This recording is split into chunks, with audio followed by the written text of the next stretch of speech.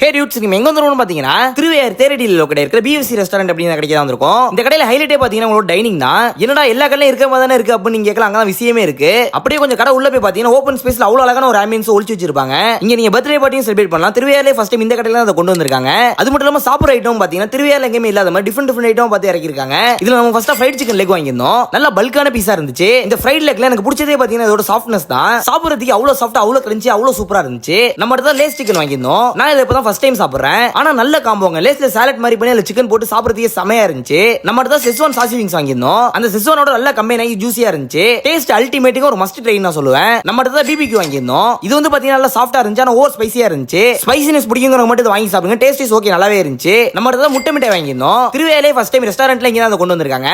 எனக்கு பர்சனல் ஃபேவரட்டும் இதுதான். சாப்பிடுறதுக்கு டேஸ்ட் வைஸ் அட அப்படி இருந்துச்சுங்க. ஒரு மஸ்ட் ட்ரை நான் சொல்லுவேன். நம்ம அடுத்த ப்ரௌனி வாங்கியிருந்தோம். ப்ரௌனியையும் நம்ம சும்மா சொல்லக்கூடாதுங்க. அவ்வளவு பக்கமான கன்சிஸ்டன்சில சாப்பிடுறதுக்கு அவ்வளவு சூப்பரா இருந்துச்சு. நம்ம அடுத்த கிறிஸ்பி ஷவர்மா வாங்கியிருந்தோம். இந்த ஷவர்மால ஃப்ரைட் சிக்கன் யூஸ் பண்ணி ஸ்டஃபிங் பண்ணி தருவாங்க.